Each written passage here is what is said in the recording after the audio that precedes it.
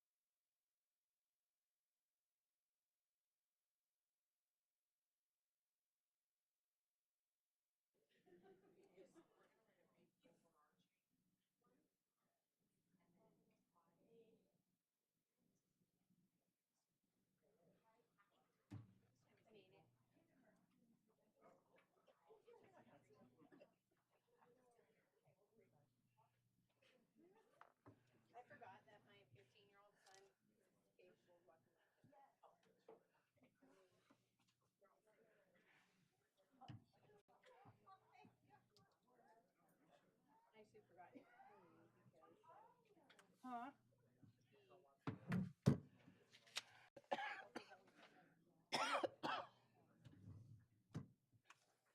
Oh, man, I hate Splenda. We don't have no regular sugar. I hate Splenda. We need some sugar in the raw. On you? no, I'm diabetic. I don't carry sugar, but I don't care. Yeah. I just do half and half, like Yeah. tea, just nothing. Yeah, I know. I don't either. I might go get a cream. Whew. Lord have mercy, Jesus. Thank you. Thank you. Thank you. Oh, get away from me. Oh my goodness. Yeah, Not where. I got two here. No way. They are totally. I figured in my mind that they match it. I'm pretty much thinking you did all right, girl. My daughter was like, I was deciding between this other bear. Well, you must wear a 7. What's that? A 7? Yeah. Yeah. That was back in the day. That was me. I No used to more. wear 6 before I had 10 kids. I could even squeeze a 5.5. And that last child I had, he screwed up my whole body. That's how I feel.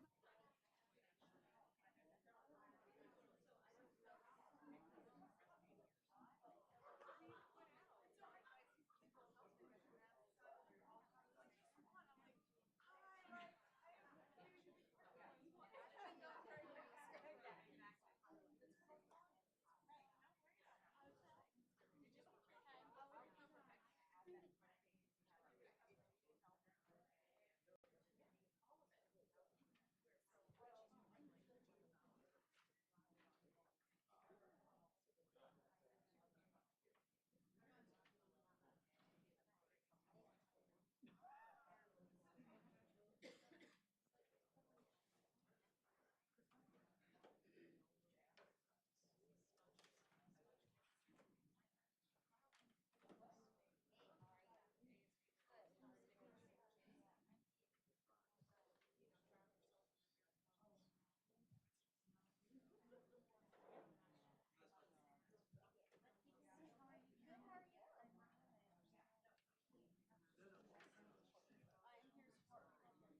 was going to,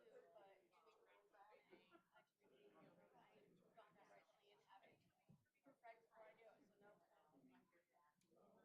So no. Hey Caroline, how you doing? I'm good. How are you doing?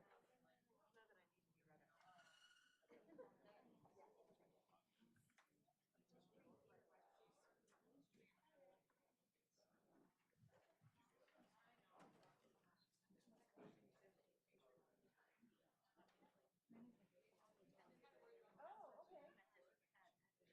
Actually, I think tomorrow off. Well, I'm about to a month of March is really me at work the whole month, and Todd is leaving on Wednesday night for a month. So that's a little tough. And we'll meet the regular board meetings go through sort of at least 6. So I was taking tomorrow off just to like have a dinner and make it easier for meals, that kind of thing.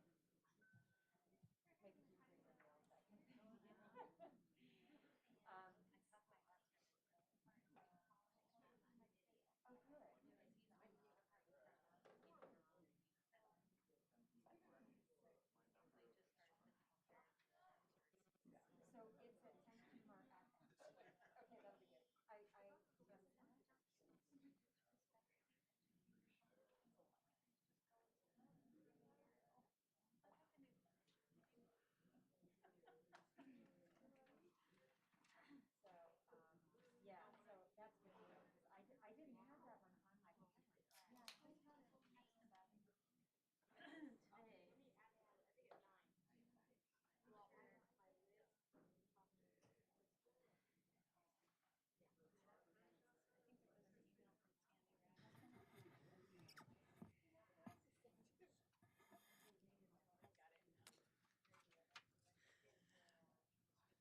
Good evening and welcome to the Tuesday, March 1st, 2022 School Board Regular Meeting. The time is now 6 p.m. The school board would like to take this moment to respectfully acknowledge we are residing on the traditional land of the Dene people. Our mission is to provide an excellent, equitable education in a safe, supportive environment so all students will succeed and contribute to a diverse and changing society. We will start with the Pledge of Allegiance, led by Mr. Doran.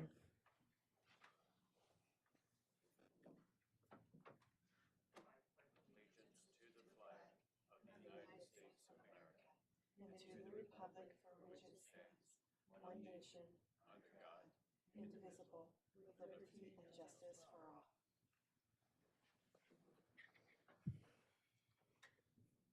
Mrs. Tuttle, could we get the roll call, please? Mr. Rhodes? Here. Thank you. Colonel Williamson by Zoom? Here. Thank you. Colonel Surrey by Zoom? Here. Thank you. Mr. Sampson by Zoom? He is expected. Mrs. Matheson? Here. Thank you. Mr. Doran? Here. Thank you. Mrs. Sanderson? Here. Thank you. Ms. Marati is excused. Mrs. Smith? Here. Thank you. Mrs. Luke? Here. Thank you. The board has a quorum. Thank you. Our first item is the adoption of the agenda. Core value is center everything we do on the student and student learning. Consent agenda items marked with an asterisk are considered routine items not requiring public discussion by the school board. Unless removed from the consent agenda, asterisk items will be automatically approved when the agenda is adopted. Questions concerning these items should be directed to the administration before the meeting. If the superintendent or member of the public wishes to have an item removed from the consent agenda, the request must be made to a board member any time prior to the start of the meeting. The board member has the discretion to accept or deny this request. Only a board member may remove an item from the consent agenda. If an item is removed from the consent agenda, it shall be considered separately as the last item of new business. Asterisk items will then be adopted by one single motion. Can I get a motion, please? Move to adopt the agenda with consent agenda items, noting revised travel dates related to item J4, travel request North Pole High School, which corrects the group's travel dates from March 9th to the 14th, 2022 to March 16th to the 20th, 2022, which is during spring break. Everything else remains unchanged. Second. Can I get the vote, please? Colonel Williamson? Yes. Thank you. Colonel Surrey? Yes. Thank you. Mr. Rhodes? Yes. Thank you. Mr. Sampson is still not yet online. Mrs. Matheson? Yes. Thank you. Mr. Doran? Yes. Thank you. Mrs. Sanderson? Yes. Thank you. Ms. Marati's excused. Mrs. Smith? Yes. Thank you. Mrs. Luke? Yes. Thank you. Motion carried. Thank you. Can we please have the presentation on the agenda items? The board has approved North Pole Elementary School's request to fundraise approximately $1,500 through Coin War from February 7th through March 11th, 2022, with proceeds to be used to purchase accelerated reader program materials and reading incentives for students. University Park Elementary School requests for its second grade students to fundraise approximately $1,000 through the sale of wooden roses as a part of a community service project, with proceeds to be used to purchase and donate comfort teddy bears and blankets for the UAF Fire Department. Lathrop High School's request for its basketball team to fundraise approximately $5,000 to $7,000 through a running concession stands and during the basketball tournament, March 15th through the 19th, 2022, with proceeds to be used to support the girls and boys basketball program. North Pole High School's request to send 4 junior ROTC candidates and 2 chaperones to Camp Perry, Ohio, March 16th through the 20th, 2022, to participate in the Junior ROTC Air Rifle Championship at no cost to the district. And if any local, state, or federal travel for health warnings are issued, the students will not travel. Lathrop High School's request to send 5 junior ROTC candidates and 2 chaperones to Camp Perry, Ohio, March 15th through the 21st, 2022, to participate in the Junior ROTC Air Rifle Championships at no cost to the district. And if any local, state, or federal travel or health warnings are issued, the students will not travel. And West Valley High School's request to raise funds to send 5 Marine Corps Junior ROTC candidates and 1 staff member to Port Clinton, Ohio, March 16th through the 20th, 2022, to compete in the National Junior ROTC Championship Air Rifle Match at no cost to the district. And if any local, state, or federal travel health warnings are issued, the students will not travel. The board has accepted the donation of $3,000 from the American Legion Con Miller Post 30 to Ben Eielson Junior Senior High School to support the school's boys basketball team's travel. The donation of $4,000 from Denali State Bank to West Valley High School to support the school's boys and girls basketball tournaments. And the donation of 3 Alaska Air companion tickets, which valued at approximately $1,000, to be used for the travel for junior ROTC candidates from North Pole High School to Camp Perry, Ohio, to participate in the Junior ROTC Air Rifle Championships with 1 from Troy and Ann Eck, 1 from Michael and Heather Roundhorst, and 1 from Patrick and Amanda Scott. The board has approved the personnel action report for the period February 4th through 17th, 2022, and the minutes from the January 18th, February 1st, and February 15th, 2022 regular meetings, the January 27th and February 14th, 2022 work sessions, and the February 14th and February 16th, 2022 special meetings as submitted. The board has acknowledged the personnel information report from the period of February 4th through the 17th, 2022, the budget transfer report for the period January 16 to February 15, 2022, the board's reading file, and the board's coming events and meeting announcements. Thank you. Next on the agenda are public comments on reports and non-agenda items. This will include input, ideas, and suggestions are welcome and encouraged regarding the school district's fiscal year 2022-2023 school year budget, along with public input on salaries, benefits, and any other contractual items regarding the Educational Support Staff Association, the Fairbanks Education Association, and the Fairbanks Principals Association negotiations. Core value: engage with students, family, and staff, and community to support student success. Public comments on reports and non-agenda items are limited to 2 minutes per person for a maximum of 1 hour.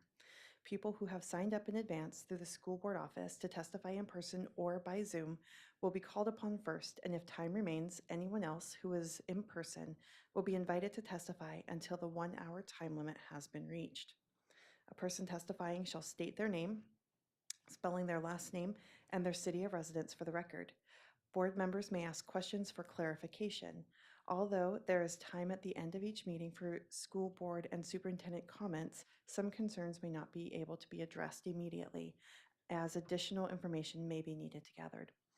Public input is welcome and encouraged regarding the school district's fiscal year 22-23 school year budget, along with public input on salaries, benefits, and any other contractual items regarding the ESSA, FEA, and FPA negotiations. First, we will have Nina Heron. And if Yes, you that's could right. state your name, spell your last name, give us your area of residence, and you will have 2 minutes. Thank you. My name is Nina Harun. It's Harun, and I live in Fairbanks. My oldest son is on the autism spectrum, And he was in orchestra all the way through, starting in elementary school. And being part of the orchestra was inclusive and demanding, rewarding, and it taught him hard work, how to focus, and it was just amazing. This May, he's going to be graduating with a degree in biochemistry. And I don't think he would be doing that if it wasn't for orchestra.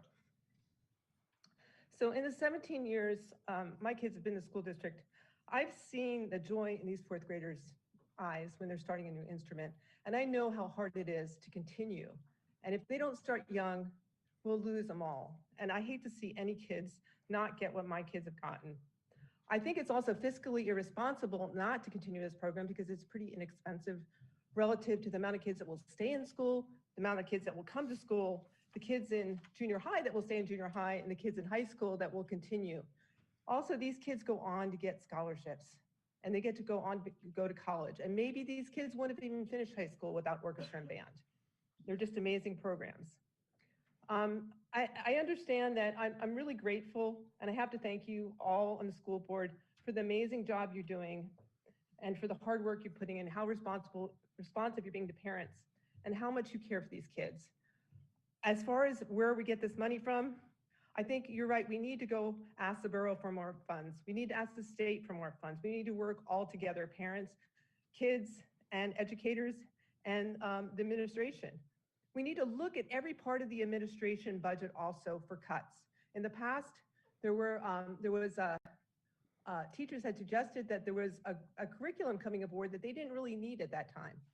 We were able to postpone that curriculum coming through. It was expensive curriculum, and it saved us a lot, and we were able to have more teachers for the kids. So we need to save all the programs that benefit the kids, and orchestra and band are one of those great programs. We cannot lose it. And I just wanted to show my appreciation. Thank you. That is time. Thank you so much for your testimony. Next, we have John Heron DeLong. If you'll state your name, spell your last name, and give us your area of residence, please. And you'll have 2 minutes. Hello, my name is John Heron DeLong. I live in Fairbanks, Alaska, and I am a West Valley kid who came down the pipeline of the school district, which produces great musicians. We have a very good pipeline that goes straight from our public school to the university, and it produces some amazing classical musicians. But instead of just telling you about it, I'm going to play a piece for you. It is The Swan from Carnival of the Animals by Saison.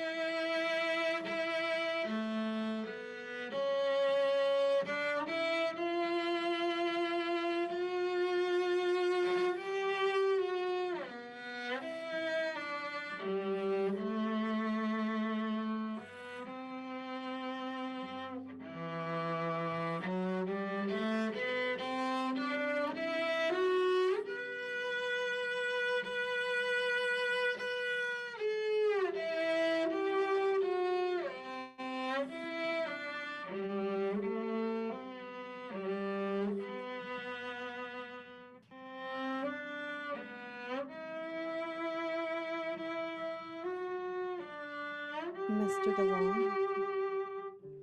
These programs are Thank important you. and help a lot of kids be happy. Thank you so much for that beautiful music. That was time. Next, we have Tammy Smith. If you'll come up, state your name, give us your, spell your last name, and you'll have 2 minutes to testify. Right, good evening. I'm Tammy Smith, S-M-I-T-H, and I'm from Fairbanks. Thank you for your service as school board members. I am here tonight to talk about teacher retention and the role you can play in retaining school staff.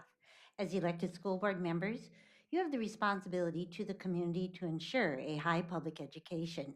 And in following that same line of thought, and in knowing the benefit of an experienced staff, it is your role to support and retain your employees. Additionally, your obligation during negotiations should be to both the district's proposal and to that of the bargaining unit in order to ensure a fair consideration by you as the school board. Educators are facing increased class sizes, limited supplies, increased workloads, and COVID. I am dismayed to think of the impact this will have on teacher retention. When I was a young teacher in the 1990s, I had 27 first graders, and I remember going home night after night thinking, I can't do this. I had minimal support, high class sizes, no supplies, and we were fighting against pay freezes, reduced health care benefits, and loss of prep time. I cringe at the thought that we are going so far backwards. I took a leave of absence then and really considered leaving Fairbanks. It is only because of family that I did not leave then. I joined the union and fought hard for much of the current contract language today. My point here is this: instead of reducing health care benefits, offering zero on the pay scale, reducing prep times, going after union position, minimizing just cause, limiting teacher leadership teams, fight to keep your employees here.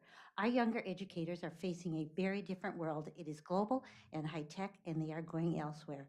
Please put your energy for fighting for money from what you need from from the legislature and the borough. This district needs the strength of our educators we already have here, and our students deserve our best. Thank you. Thank you so much for your testimony. Next, we have Erin Genoso. If you'll come up, say your name, spell your last name, give us your area of residence, and you'll have 2 minutes to testify.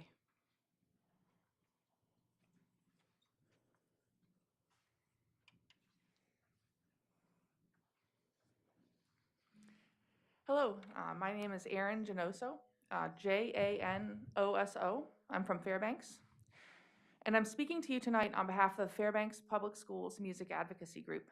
At last night's budget hearing, my husband Jim Genoso testified on behalf of music and arts education. And in a follow-up, Mr. Doran essentially asked, if not cuts to music and arts, then cuts to what? Justifiably implying that there's just not enough money to go around. While that's an impossible question to answer effectively from the testimony chair, I would like to point out that in general, it is not an unanswerable question when it's asked at the appropriate time.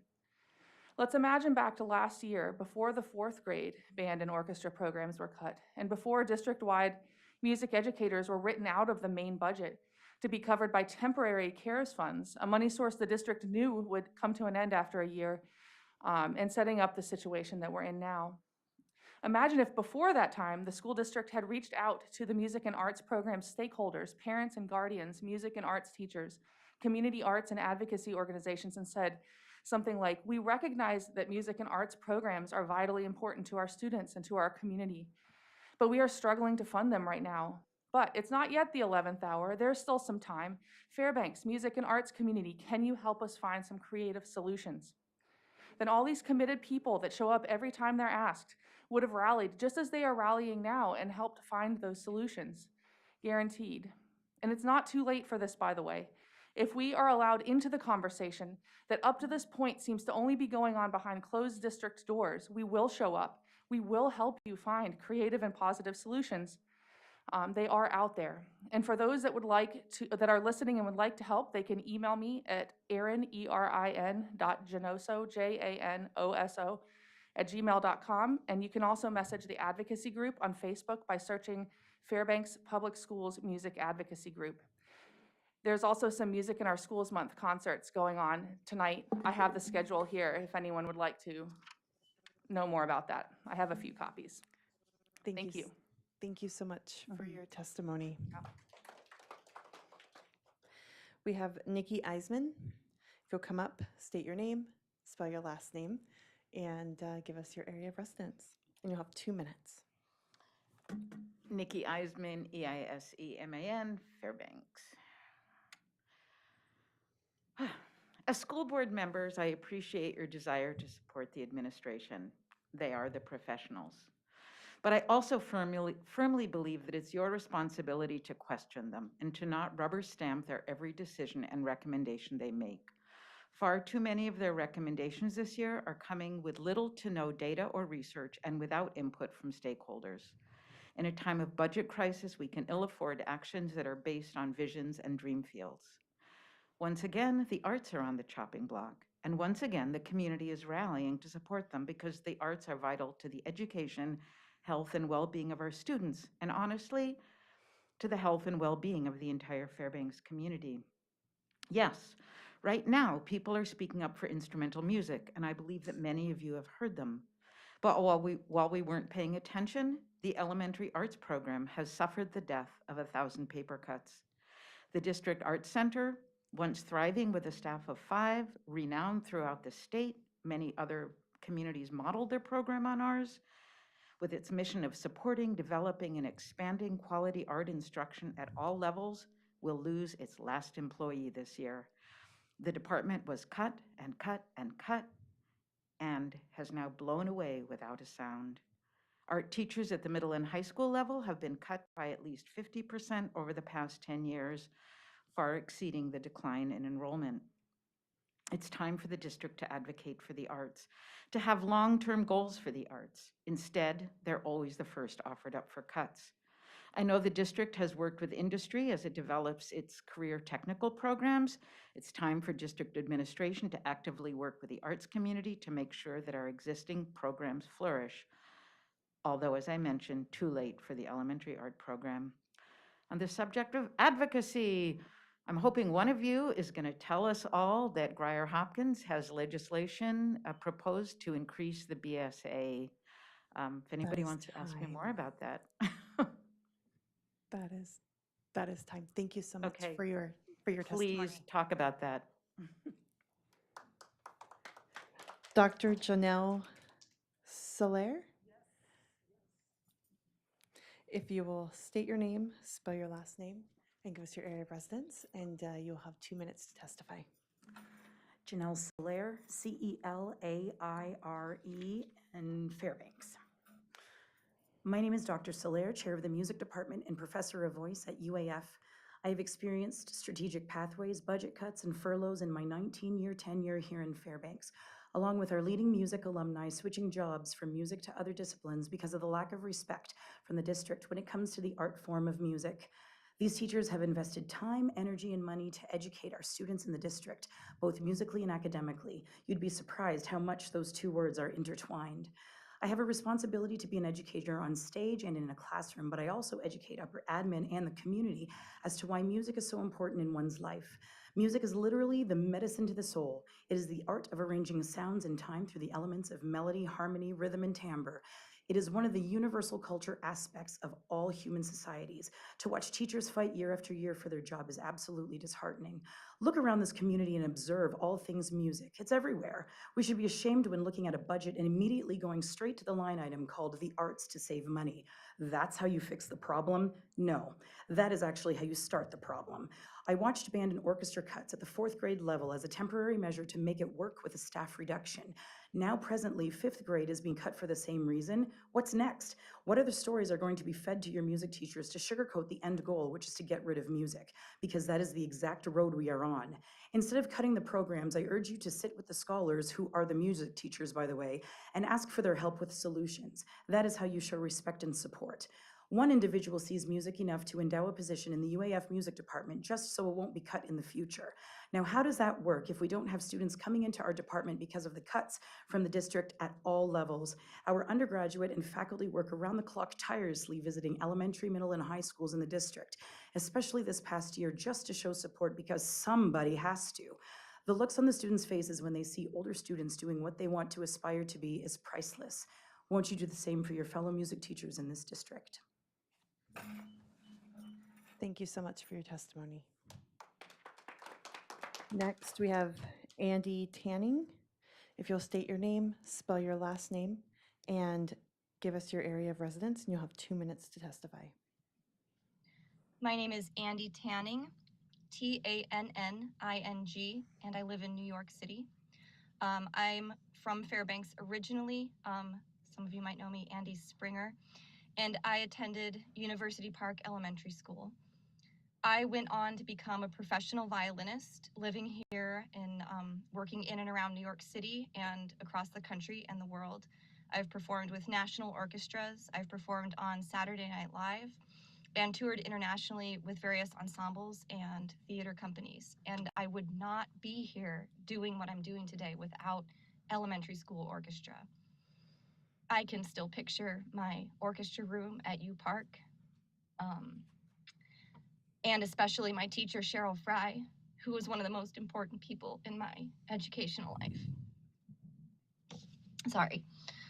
And she just gave me so much encouragement and freedom to try things. She fostered an environment of support among students of all levels and abilities. I may not have stuck with playing the violin at all if it was not for her and if it was not for my orchestra. And one of the most important elements of elementary school access is, elementary school orchestra is the early access to instruments. My parents were not musicians. It was almost a fluke that I even began playing. And most kids, many kids, wouldn't have had the opportunity to try any instruments at all, regardless of having the guidance or support. And there are already so many barriers to entry into the experience of enjoying playing an instrument, in particular socioeconomic factors. Instruments and lessons can be prohibitively expensive. A huge number of musicians in my current community started in elementary school. It's really unbelievable how many colleagues and friends I have who also would not be playing if it wasn't for their orchestra. And when I moved to New York City, I was shocked that there were no orchestras or bands in the schools. And it is something that my students are greatly missing. My students who do not have access to school orchestras are lacking in well-rounded musicianship, confidence, and experience. For the past 10 years, I've been returning to Alaska every summer for the Ms. Fairbanks Tanning, Summer Arts Festival and that- with my own that is festival. time. Ah, Thank you so much for your testimony. Next, we have Tamra Rosales. If you'll state your name, spell your last name, and give us your area of residence, you will have 2 minutes to testify.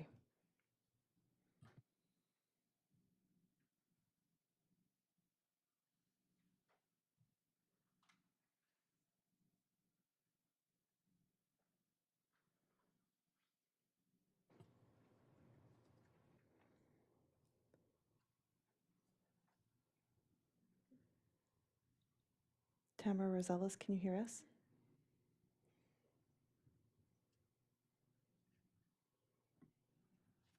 Oh, sorry. I think I just got on. You didn't hear anything I said, did you?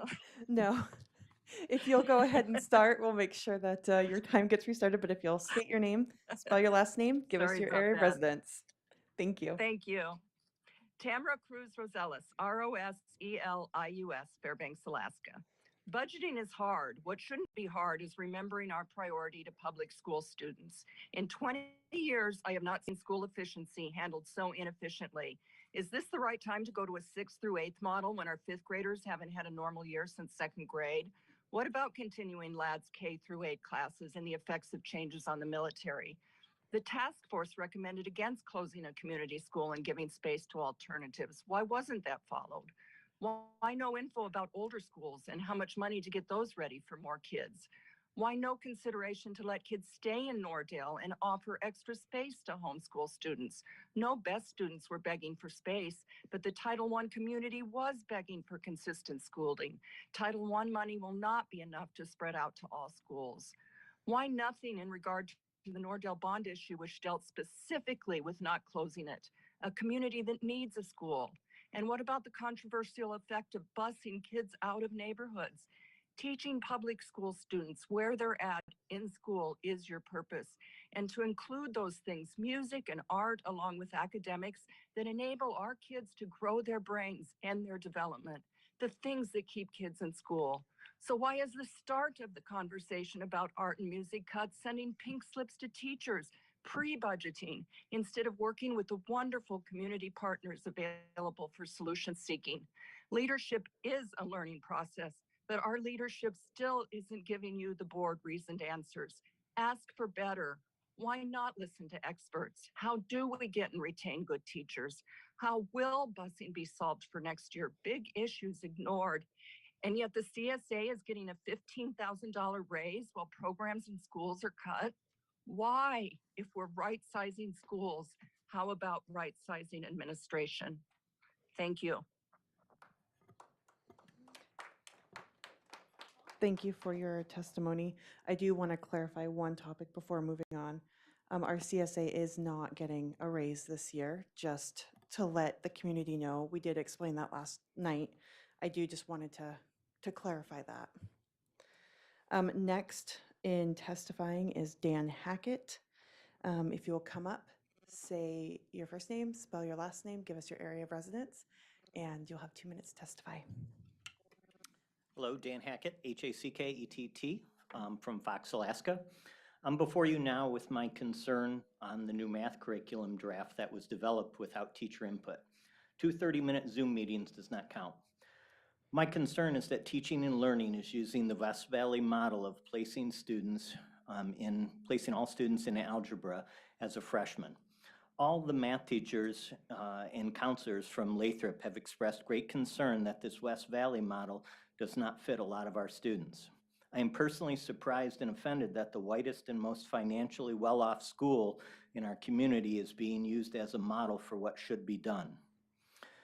Many of our Lathrop math students could certainly take the harder algebra class, but many of our students have other responsibilities at home and simply do not have the support to practice the material. The 2-year algebra class exists exactly for this reason. The content is stretched out over the 2 years, which gives students time to do the homework in class and get feedback from the teacher.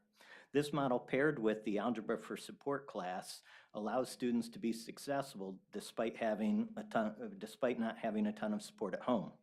By the way, the current math curriculum eliminates the Algebra Support class, which allows for continuity of instruction without the student endangering the credits that they've already earned. The math teachers and counselors at Lathrop is concerned that this seems to be some type of woke decision where Lathrop students are actually meeting the students where they're at and helping them advance towards graduation. Some of our students might take a little while to get there, but they get there. Teaching and learning has purposely avoided face-to-face contact and input from the math teachers during the last 3 in-services despite repeated requests. The result is a 200-page document that does not offer realistic solutions for students who are at risk. I continue to have grave concerns that our district seems to be biased against non-college bound students. Mr. Hackett. Let me finish. This That is is the time. last, this is Mr. the first Hackett. curriculum in the last 30 years Mr. Hackett, that I do not I would support. appreciate Period. if you, thank you. None from the board. Oh, Ms. Matheson? So you're suggesting, my understanding is that our students need 4 years of math. No, right? they need 3. They need 4 in order to get the scholarship. What's the name of that scholarship? The Alaska Performance Scholarship? Alaska Performance Scholarship, right? So they need 4 years in order to even qualify for that. And why aren't we pushing our students to do that? Not all students need that scholarship. The majority of our students don't go to college. And so what is the percentage of the students at your school that don't go to college? It's less than 40%. Less than 40% don't go to college. Correct. Okay, so then that means more than 60% do need 4 years of college, right? No. I mean, 4 years of math. You have that backwards, or perhaps I said it backwards. Less than 40% go to college. Okay, but we still have almost 40%? 40%? 60% do not go to college. Okay, so these 40% that are going to go to college, will they be receiving the 4 years of math? It's up to them to decide. They can take 4 years of math, they can take 5 if they choose to double up. It's their decision. Our school district only requires 3 credits to graduate, and And- one of them has to be algebra, Okay, and so if they're doing algebra for 2 years, correct? and so 9th and 10th grade we're saying, Mhm. then 11th and 12th, what are they taking? Whatever they want to take. And what is whatever they want to take? That can be Algebra 2, it could be geometry, it could be math for trades, accounting. It's their choice, or it's the family's choice. And how are we setting them up? Because my understanding is in order to join IBEW, and this might not be correct, that you do need Algebra 2. So let's say we want them to join a union, or they want to join a union. How are we setting them up for success? We offer Algebra 2. The students can choose it. Right, but wouldn't they need to do algebra, geometry, and then No. algebra? Algebra or geometry is not required for Algebra 2, so our students can go from Algebra 1 to Algebra 2 if they choose, and they meet the 3-year credit requirement. Or So this they can one take all algebra of them. class that's being spanned through 2 years. Mhm. It's worth 2 years of math, It's worth 2 credits. but they're only learning the 1 Yep. year's worth? There's algebra content, the curriculum. There's the algebra class as typical freshmen would take, where the whole class is done in a single year, where students are required to basically do homework on their own. And then we have the 2-year algebra class, where a lot of students who are the at-risk students who don't do homework at home. So in order to be successful, we spread the curriculum out over 2 years, and that gives them time to do the work in class because they need the practice. So if they're not practicing at home to be successful, they have to practice in the classroom. So to get them so that they pass algebra and so that they graduate, the class has been around for my entire career for 30 years here, and it helps a lot of students who are struggling who do not do the practice and don't do the work. There's absolutely nothing I'm saying about students who want to take algebra, Algebra 2. You can take as much math as you want. I'm Right. concerned with the students who are at risk and the district moving away from this class. So my concern is that these students that are taking Algebra 1 for 2 years are getting twice as much credit as anyone else who's taking it for 1 year. And I don't Okay. see what the benefit is of the 2 years, or I don't understand how they're receiving 2 credits for the 2 years of Algebra 1. Well, the curriculums aren't exactly the same. The vast majority is the same, I would say. So there is a slight difference, but not a ton. The difference is the goal to try and get the kids to pass and meet the state requirement of algebra to graduate. So a lot of students don't do the homework and don't practice. And if you don't practice when you're dealing with abstract material, you're not going to be successful. So the class has been around for well over 20 years so that we spread it out. They get their 2 credits, but there's also enough time in the curriculum so that they get feedback in the classroom, that they get practice. So we're ensuring that they do the practice because it doesn't get done at home. A lot of students simply don't have support at home. So that class is specifically designed to help those students. And we'll have teaching and learning coming up this next month Okay, to talk about the details of the new curriculum okay, that they're proposing. Be very careful with it. thank you. Thank you for your Certainly. testimony. Next, Ms. we Luke? have Mr. Sampson. Thank you. Mr. Hackett, it's always a pleasure to hear from you. As being one of, as far as my recollection serves me, you are the only math teacher in the district I ever tend to hear from, be it emails or before the board. Sorry. You mentioned the curriculum, and while we put that curriculum together, there's a mixture of teachers and admin. My question is have you ever been invited to sit on that committee to develop the math curriculum? My time is very valuable. I'm busy. I was just sitting in your audience grading my tests and quizzes while I was waiting to be called upon. In years past, it was issues in the contract where developing the curriculum was so time-consuming that they offered a stipend, say, if I remember right, about $500, and then they moved to not offering you money for your time, to credit, and that's where we're at now, and it is not worth my time. I don't need the credit. And the $500 isn't enough compared to basically how much time the commitment is. So I would tell you, because this board and the administration has chosen not to acknowledge the value of teacher time, you're getting basically what teaching and learning, what people who are not in the classroom think. You're not actually getting feedback from teachers who are in the classroom and who are concerned. I'm very concerned with our at-risk students in this district sort of moving to a model where all freshmen start in the same class and not recognizing the at-risk students in the reality of the situation. I'm very concerned with the direction. Thank you, sir. I think we're good. Thank you, Mr. Hackett. Next, we have Margaret, and I apologize, I don't want to say your last name wrong, Kugzruk. If you'll state your first name, spell your last name, give us your area of residence, and you'll have 2 minutes to testify. Hi, yes, my name is Margaret Kugzruk, and I live in Fairbanks. MargaretKugzruk.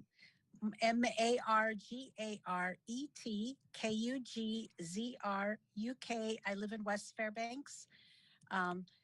So I am testifying. This is the first time I've ever done this, but I am testifying in favor of retaining music in the elementary schools. I am very concerned about the pink slips that the music teachers, the band and orchestra teachers have recently received. That's very concerning for me. I have 5 children. I've had children in the Fairbanks North Scarborough School District since 2001. 3 of, and I still have 2 that are currently in high school at West Valley. My youngest daughter is very involved in the music there. She's in the orchestra, and she has also been in the band. I had my oldest daughter was in the band starting from 4th grade and all the way through high school, and she was a music minor in college. So I'm very concerned that music has been slowly eroding in the school district, and I believe this year the 4th grade music was discontinued. I was also a private piano teacher, and I am aware that children need to start young in order to become proficient. Mastering a musical instrument takes many years, and the earlier a child starts, the better. And many children cannot afford to take private lessons because private lessons, at least here in Fairbanks, are typically in the 20 to 30, even higher dollar range per lesson. And many families cannot afford that. So I'm just very concerned. I really want to advocate for the music programs to be retained and to even, re-include the 4th grade, starting at 4th grade. And that's all I need to say. So thank you for giving me this time to speak. Thank you so much for your testimony. Next, we have Cara Candelaria. If you'll come up, state your first name, spell your last name, give us your area of residence, and you'll have 2 minutes to testify. Hello, my name is Cara Candelaria, Candelaria, and I'm from Fairbanks. I want to comment on the tragedy that the loss of instrumental music teachers in elementary school will be to our community. I currently serve as the chair of the Fairbanks Youth Orchestras Council. We are a council and organization that value our student musicians, and we value their educators. Many of our musicians are also musicians in their neighborhood schools and began learning in 4th grade. If we aren't training young musicians, where will they come from? By limiting student access to music and instruments, you are taking the experience away from students who may not have the family resources for private lessons. By starting students so late in the game, you are robbing them of this precious time when they are young. Their muscles and physiology still flexible, and their brains still elastic and able to create neural pathways that lead to fine musicians. When student musicians who only have a couple of years of study get to high school, they will be less likely to be able to compete at the top level required when it comes to music competitions such as All-State, Solo and Ensemble, and All Northwest. By cutting off their access to musical training early on, you are limiting their options as they grow to those with resources only. Much has been said previously about the importance music has on the brain, learning, and academic success. I want to focus on the emotional gift that music education brings. Dr. Shinichi Suzuki was a widely known and beloved music educator, especially of small children. Dr. Suzuki believes strongly and wholeheartedly in the value of musical training for young children and that musical training creates children with noble hearts. I'd like to close my testimony with a quote from Dr. Suzuki. He said, "It is necessary to be concerned about the importance of educating a really beautiful human spirit. Elementary music education educates the beautiful human spirit. Without these vital music teachers in elementary schools, we are taking this away from an entire generation of children, and the impact will be felt for decades or more. Please find a way to keep instrumental music education in our elementary schools." Thank you. Thank you so much for your testimony this evening. Next, we have first name Cheelil, last name Alexander, and I apologize. If you wouldn't mind stating your name, spelling your last name, giving us your area of residence, and you'll have 2 minutes. Go ahead and say your name and then what school you go to and what grade you're in. Chalil Alexander, Alexander, Alexander. And what school do you go to? Weller Elementary. And what did you want to tell them? I really like music. I started to play the piano when I was in kindergarten, and I wanted to start playing with my music teacher, but I had to wait until I was in 4th grade. But now I'm playing the recorder in 4th grade, and it's really fun playing the recorder. And are you, you also, I think you wanted to mention Mr. Arnold? Mr. Arnold is my music teacher, and he's really nice, and he makes up these music games for us. And then you can just tell them thank you if you want. Thank you. Thank you so much for coming and speaking this evening. We really appreciate hearing your voice tonight. Next, we have, and I will spell this name as well, sorry, Shreevyaa, Alexander. Alexander.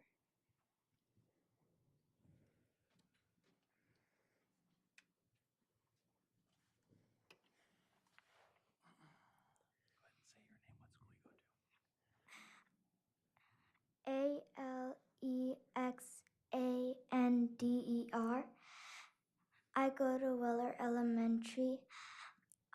I just started to go here I started in kindergarten, but we had to leave because of coronavirus. Then we come back, and this is the first year back, and we just went to music today, but we couldn't. And so I wanted to say, if you shut down music now, we won't have enough time to learn music now because you shut down. Mr. Arnold has been nice to us for many years. When I started kindergarten, he made up music songs and stuff for us. Now we come back, and I want to appreciate what Mr. Arnold did for us. Thank you.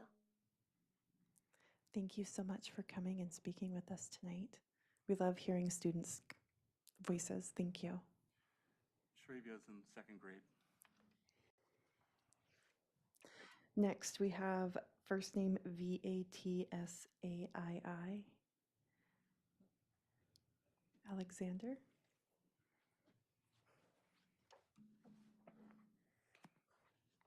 My name is Vatsai Alexander. I go to Wella and Shamalo. I can't say it. And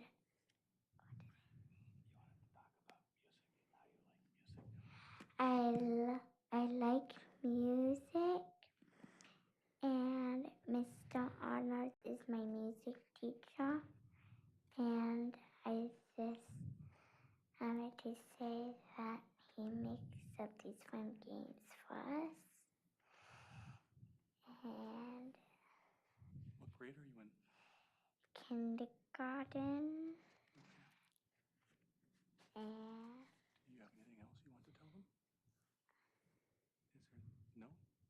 If you're done, you can say thank you. thank you. Thank you so much for coming and speaking. That is incredible as a kindergartner.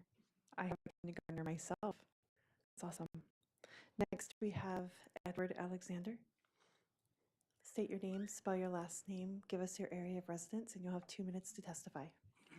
Masito, Shoshu Edward Alexander Oji, Chin Hot Springs Road, Weston Eastleigh, and happy to be here tonight. My kids dragged me out here tonight to testify about music education. I actually told them that music was going to be cut, and they insisted on coming to the meeting to talk with you all. So here I am also. Music is very important to me, obviously very important to my children, very important to education as a whole.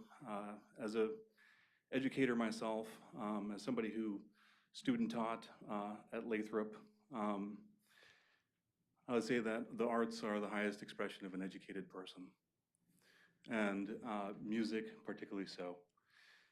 And so it means a lot to us that we can claim to have a well-rounded education in this district without arts or music being funded. My solution to that is that this board should be working on advocating for an amendment to the hold harmless provision in the state legislature. We're facing these cuts, we're facing these shortfalls because of thousands of students, parents like me who kept their students out of this district because of the masking that didn't occur last fall, right? Because of the lack of provisions for the health of our children. But those impacts shouldn't have affected this district financially. A hold harmless provision should be altered. A resolution from this board to alter that mechanism is a stronger mechanism than altering the base student allocation, and a more effective one, and one that's more appropriate for this time. The board should have been working on this for the last year, but there's no time like the present, and I hope music education isn't cut, nor any of the other 70 educators. Masicho. Thank you so much for your testimony.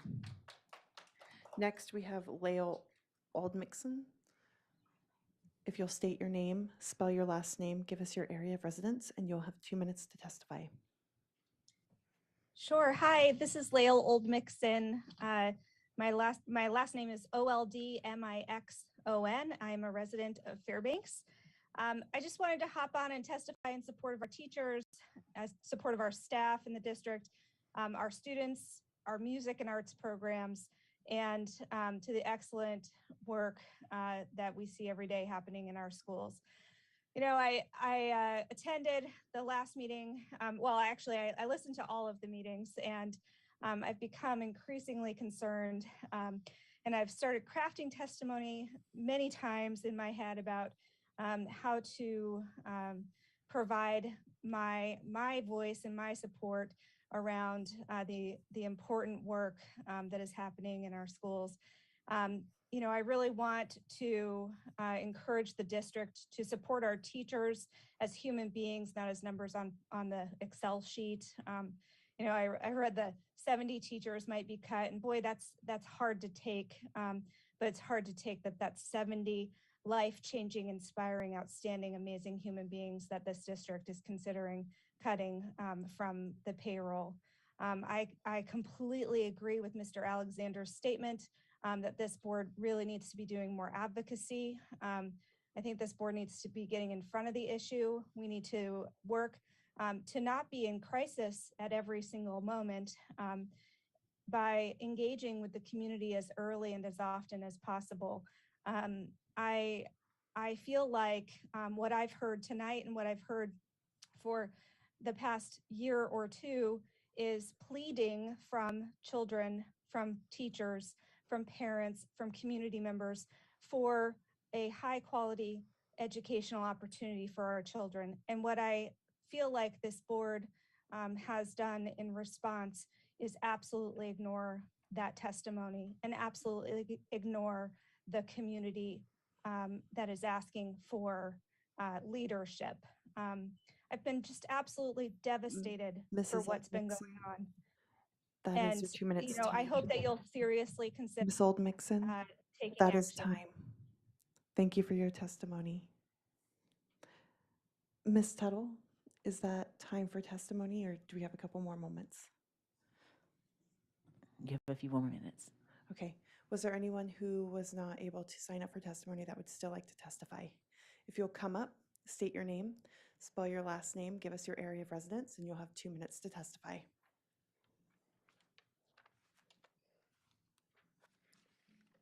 Thank you so much. My name is Ann Biberman, Biberman. I live in Fairbanks. Trying my best to run a small nonprofit in these times, I'm not unsympathetic to budgetary issues or the many challenges that face you. I still think it would be a very unwise choice to eliminate elementary school music programs. Here are a few of my reasons. It's been clearly demonstrated that early education is formative for lifelong brain functions. Music education supports cognitive functions, including both reading and math skills. Having music at this level will positively impact a student's life for the rest of their lives. Research has also shown impressive benefits of arts education on entire school culture, especially student motivation, attitudes, and attendance. Numerous reports discuss the ways that increase access and involvement in arts education, encourage students to stay in school, succeed in life, and succeed in work. The rich and well-documented links between the arts and education, both formal and informal, create a robust case for supporting pro-arts education funding and pro-arts education policy in our community.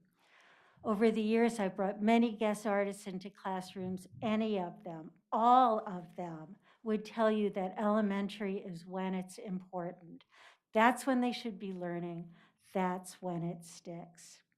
You can't expect to have a viable middle school class if you don't have an elementary school program, any more than you can expect students to jump into calculus if they haven't had basic math. It seems that only those students whose parents can afford extracurricular lessons will be able to jump into middle school music class. This is inequitable and so undemocratic. I do understand you are up against it. I just think that it makes no sense to jeopardize every student's curriculum. Thank you. Thank you. That was time. Thank you so much for your testimonies this evening. Come on up, state your name, give us, spell your last name and your area of residence, and you'll have 2 minutes to speak. Good evening. My name is Caroline Brown. My last name is spelled B-R-O-W-N. I'm from Fairbanks.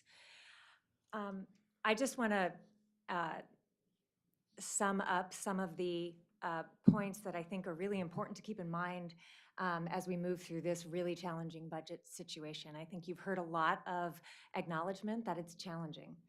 At the work session last night, for example, there was discussion of right-sized education and the importance of focusing on what is critical. I think you've heard that music is critical. It is part of the fabric of education, and it is part of the fabric of our community. And you've also heard a lot of really good and energetic people who are willing to help, given half a chance, given invitation to the conversation. When I heard about music and the arts, I made a few calls, and I'm not an artist unless you consider knitting. So I made a few calls, and it was easy.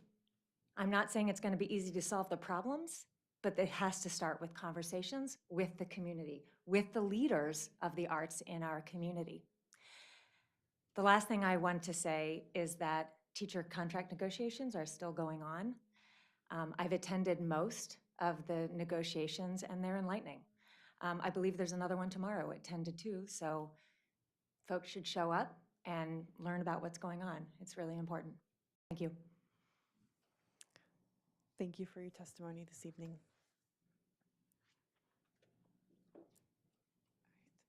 Ms. Tuttle, is that time, or do we have time for one more? There's still time. You have 11 minutes left. Oh, we have 11 minutes. Come on up. Please give us your first name, spell your last name, give us your area of residence, and you'll have 2 minutes to testify. My name is Wendy Demers, Demers, and I'm Fairbanks. I just wanted to state that there are budget hearings and that folks can speak about the base student allocation Friday, March 4th from 1:30 to 3:30.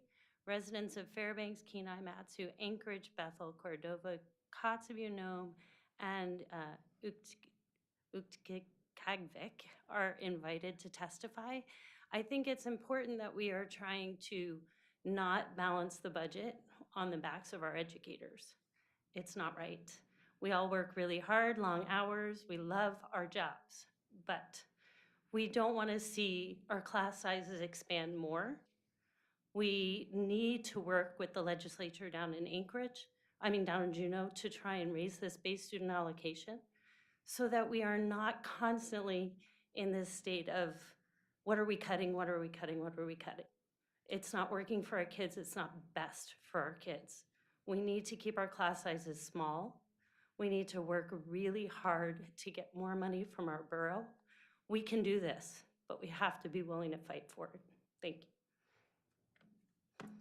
Thank you for your testimony. Is it a clarifying question? Go ahead. Miss Wendy, what date was that? March 4th. March 4th, and where and what time? I believe there is a phone number that we can text into. Do you have that phone number? I would be happy to, that was from, that information was from Briar Hopkins. If you give me a second, I can tell you, or I can email it to all of you. That would be lovely, please. If you will testify it to the board email, that would be wonderful. And they also take emails about testifying as well. I'd love to see one of you write a community perspective encouraging the community to speak up. I know I'm speaking from the audience here. Okay. Thank you so much for your testimony. Any other testimonies from the room? Okay, seeing none, public testimony is now closed. Moving on to Borough Assembly Report. Core value, engage with students, family, staff, and community to support student success. Ms. Tuttle, do we have? I don't see Ms. Wilson on. We don't see it, okay. We will move on. And if she comes on later, let us know, we can come back. For the president's report, I just wanted to state a couple of dates for meetings that are coming up here, as we've been talking a lot about budget. Oh, and I should probably read my goals and objectives. Next, president's report, goals and objective, ensure students, staff, families, and the community are informed, connected, and engaged with the district. Going in to budget, we have next Monday, we're doing more budget work session, and on Tuesday, another budget session, and that's Monday the 7th and Tuesday the 8th. And in those sessions, we are actually sitting there and dissecting specific parts of the budget, so we can go through those sections to really understand what is happening within our budget. Yesterday, we went through 3 different sections within the budget, and we discussed LAD Elementary. And it is, I think, very important for the community to be able to connect with us and to be able to hear and see what our budget looks like. and be engaged. And I think one of the things that one of our testifiers stated was having engagement within our community, understanding what the budget is, understanding what is at stake as we talk about our budget, understanding the situation that our district is currently in, and how we can move forward holistically and together and strong. And that is really what I wanted to do, was just invite the community to participate in this process with us. These board meetings and these work sessions are open to the public. You are welcome to come and listen. You are welcome to join us on Facebook, and you're also allowed come join us via our Zoom as well. We want to make sure that the community is with us as we discuss these topics. And that is all I wanted to discuss this evening. Next, we have the Chief School Administrator Report. The Chief School Administrator Report will include updates on school closure transitions, transportation, and the budget. Goals and objective is to ensure students, staff, families, and the community are informed, connected, and engaged with the district. Chief School Administrator Ms. Moline will provide her report, including those updates on school closures, transitions, transportation, and the budget. Mrs. Moline. Thank you. We'll start with transportation. We continue to see positive things happening in our transportation department. As of Thursday, February 24th, all bus routes for Chickasik Brown Elementary and Midnight Sun Elementary have been restored. We're not all the way where we want to be, but we are making big strides in that direction. So next, with our school closing planning update, the new school boundaries for elementary schools have been finalized, and we are in the process of communicating with the families affected and the families in the community. It's important to note that only elementary school boundaries have been changed.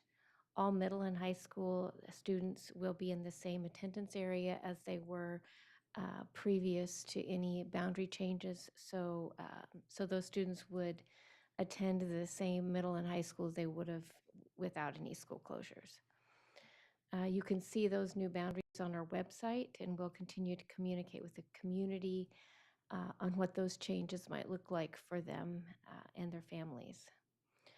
We meet regularly with the principals from the schools that are closing and their district team, and we cover processes and some procedures needed to support the staff, students, and families in this transition.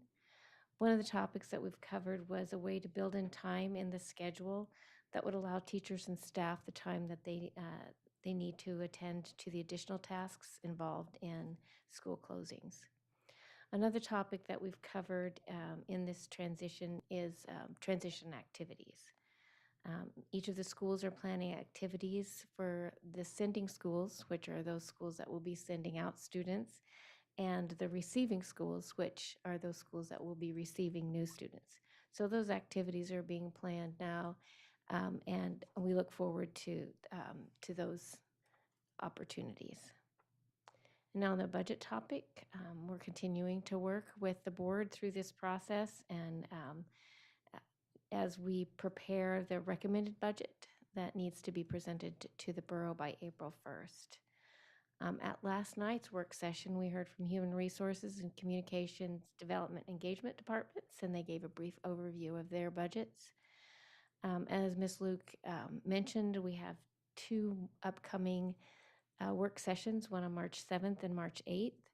On March 7th, we'll hear from the Special Education Department, Facilities and Maintenance Department, and Teaching and Learning.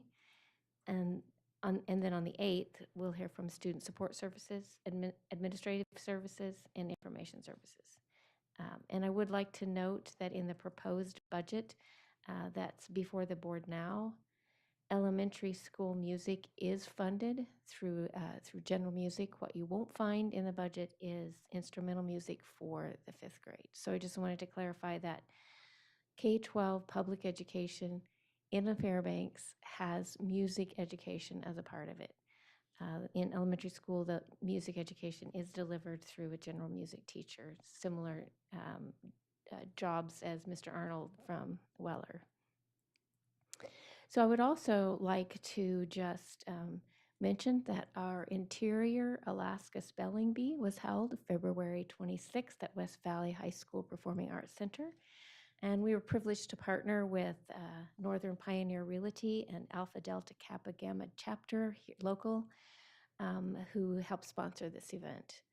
And then I would like to congratulate Sydney Seavey, a fifth grader at Barnett, and Dawson Rogers, a seventh grader at Two Rivers, who tied for third place in the Interior Alaska Spelling Bee.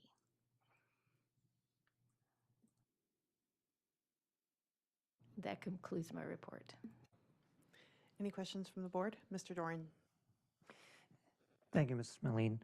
I've got two questions. One on the busing. In terms of, I believe it was 97 routes that we had hoped to start this year, we've been slowly moving up towards that. Where are we at now? I'm thrilled to hear that we've added some schools and routes on, but how close are we getting to that?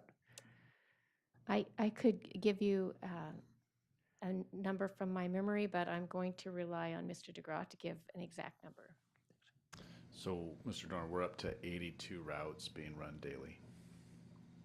Great. Thank you. That's certainly a significant increase over the last couple of months. My other question was kind of just thinking about budget. We're projecting an enrollment decline for next year, where we had projected an increase for this year and did see an increase, not quite as high as we had hoped. So my question is, I know last spring we did quite an effort from the district side to contact parents and find out what their plans were for next year, in-person e-learning, homeschool, moving, that range to try and get our number as clear as possible. Is anything under consideration at this point for that this spring? We haven't discussed it in detail. It's not something that we're dismissing. It's just not anything that have come up in the conversations. We've had a lot of conversations around a lot of other things, but that hasn't risen to the top yet. Okay, so maybe a possibility, but still, yeah, you've got a lot on your plate. Okay, thank you. All right, thank you so much, Ms. Moline. Next, we have no unfinished business. So we will go to new business. First piece of new business is Resolution 2022-17, recognizing the month of the military child. Core value, respect. Embody respect for the diversity and dignity of all. Resolution 2022-17 recognizes April 2022 as the month of the military child throughout the district and encourages staff, students, parents, community members, and the district, community, and military leaders to observe the month with celebrations, lessons, guest speakers, and other activities that honor, support, and thank our military children and the family members who care for them. Can I get a motion?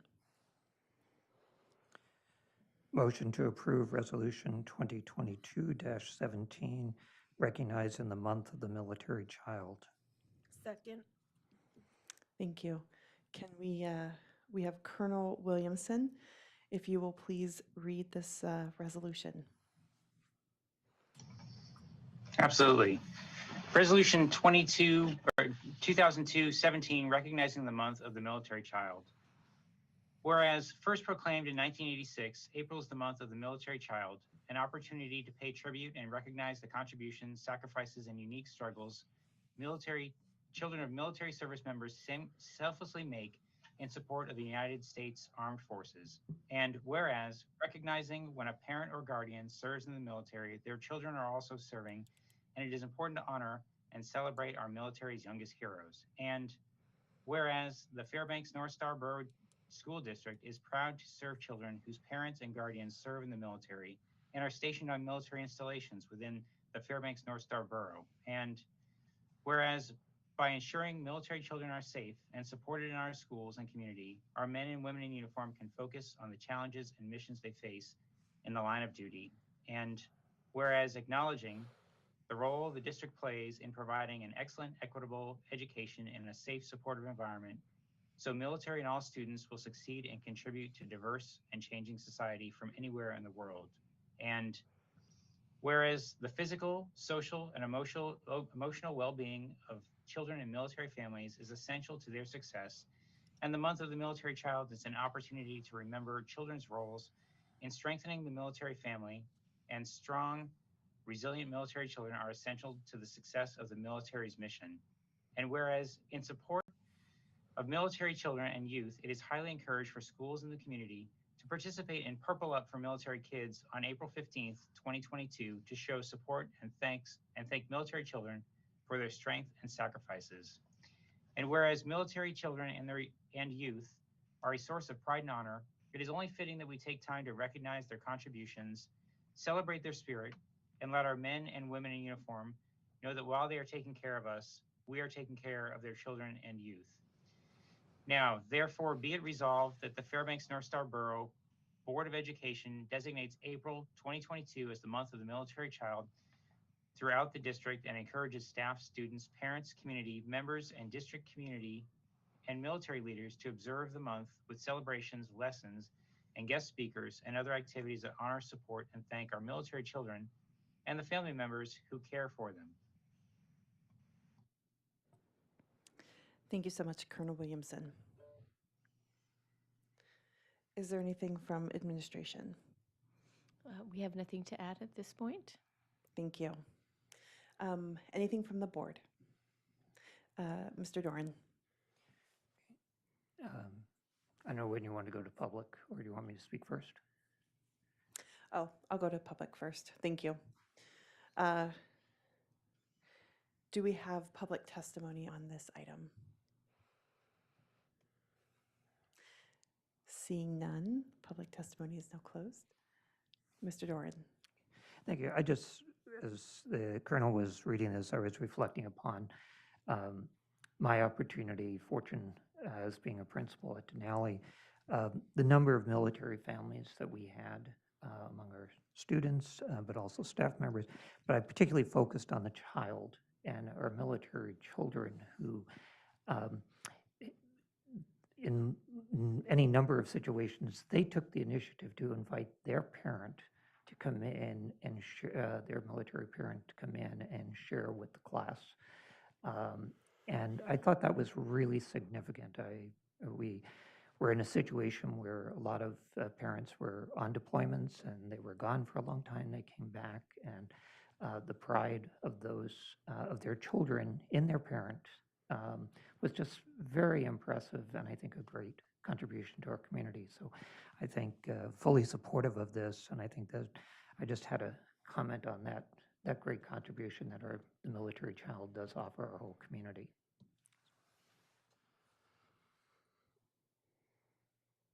Any further comments from the board? Colonel Surrey. Hey team, it's Colonel Surrey. Just a quick comment. You know, one of the things, this state is the highest per capita veteran population in the union. I'm not sure if everyone knew that, but I'll tell you, it's incredible the support that I have seen since I've been here in my 2 tours at Fort Wainwright. And I just want to thank the board and all of the community personally on everything you do to support our families. After 20 years and counting, because we still have soldiers in Iraq right now of the counterinsurgency fight. And now we've got troops that are deploying, as you know, into Europe, right? It's so important for you to continue to support those families, because the stress that they feel and anxiety that they feel when their troops are gone or prepping to go or not knowing if they're going to go is immense. So again, thank you for recognizing these children for the month of April in support of our families that you continue to do. And that is why I asked to come back to Fort Wainwright after 20 years of absence because of the support you all give us. Thank you so much. Thank you so much, Colonel Surrey. I just want to thank the district as well. I think this is an incredible resolution to recognize not just our active members, but also the families and the students who are part of those families growing up as a military brat and moving around a lot. I personally appreciate the attention and the importance that we place on students, especially those that are constantly moving in and out of our community, that they are a part of our community and recognized as students of the North Star Borough, and that they too are important within our community and our school community. It doesn't look as though we have any other comments. Oh, Ms. Sanderson. Thank you, President Luke. I just would like to state in support and recognition for Georgina Sundgren and her incredible work that she does with our military students.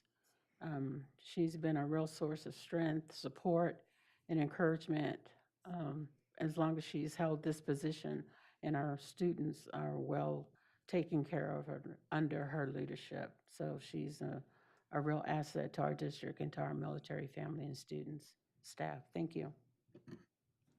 Thank you. Ms. Tuttle, it looks as though we're ready for the vote. Mr. Rhodes? Yes. Thank you. Colonel Williamson? Yes. Thank you. Colonel Siri? Yes. Thank you. Mrs. Smith? Yes. Thank you. Mr. Sampson?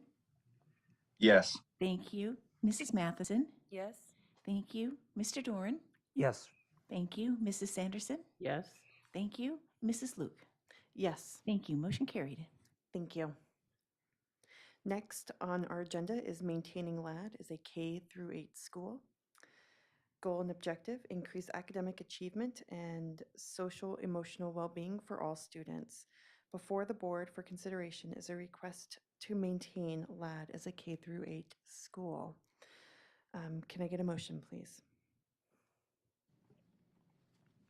Move to approve maintaining LAD as a K-8 school while ensuring current PTR is reached by April 15th, 2022.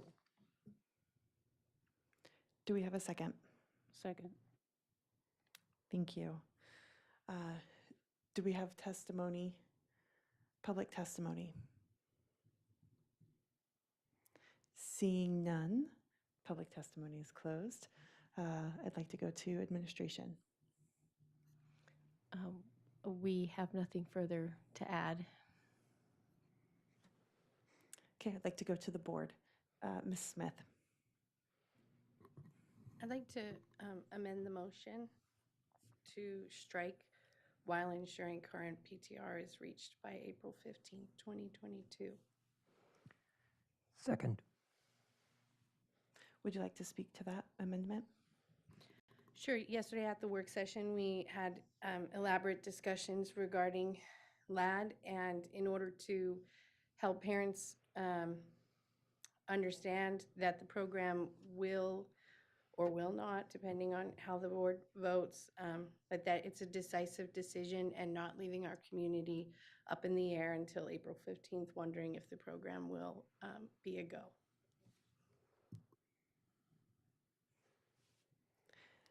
Any further comments or discussion on that? Mr. Doran? Okay, I'm very happy to support that. I think it really makes sense. One of the things that struck me last night or during our work session last evening, and then the comment about, and very much in line with what Ms. Smith just mentioned, that parents need some certainty. And it struck me too that both the district administration and the school administration separately but complementarily stressed their confidence that they can fill this. And I think that is really key. It does mean that parents can approach it with more certainty rather than, and perhaps step forward to say, yes, that is what I want for my child, whereas they might not otherwise if they say, well, I still don't know. It's, and the other thing that strikes me and why I think this is appropriate is when the board several years ago gave the option to several of our schools, neighborhood elementary schools, to go K-8, 3 of them stepped forward. 3 of them were approved. Only one will be continuing next year. By our board action, we closed one of those, Joy, which was K-8. The Arctic Light, which has been K-8, is impacted by boundary changes because of some of the school closures. And so this continues that effort that has been put into place by LAD staff and parents and students. So I think it really meets that continuation of what the board has, is part of our board history. And it's, and becomes really important. And this is a little bit different than Two Rivers as being K-8 and Barnett Magnet being K-8. But it keeps our neighborhood schools and keeps our option for parents, especially those who have made the commitment over the last couple of years to say, this fits my student best, my child best. So I'm fully supportive of this amendment. And I don't think it really changes the reality of what we'll have. I have a question on the amendment. Is the intent that, because I know currently there's 22 students in the 7th, 8th grade combined class, does this mean that we're going to attempt to still get it to PTR and it will still run whether we hit it or not, if that, or are we going to put our own cap? Because I know that we had our own limit on it at the 22 mark. So are we going to attempt to still get it to the PTR and we'll run it with, even if we don't get to that PTR, or are we going to kind of put our own cap on it? Because I want to make sure that I understand the intent of that. Thank you. If you're asking me, my intent is that the program will run regardless of the number of students who apply. So we'll open it up for the PTR, but even if we don't reach the PTR, we still run it, but we will open it up to cap it at the PTR. Is that what you're saying? Right. Okay, I just wanted that clarification. So I actually would ask also is, because last night there was some discussion that I think needs clarification as to whether it was the current cap of 22 or if we were asking them to go to 29, which was the middle school. 25 or 29, I think it was. 25 Yeah, or 25 or 29. So what the administration was proposing was the regular 29 PTR for all middle schools across the district.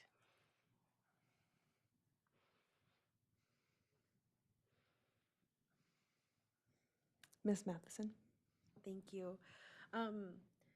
How are we advertising if it does go through to 8th? How are we advertising to get more applications? Yeah, so I'm going to invite Miss Anthony, who's the principal at LAD, to come up and say a little bit. She spoke a little bit to it last night. It won't be like, okay, Miss Anthony, you're on your own. We hope to make it. We will help and support them, but she has some specific things that I think she can address that. Good evening.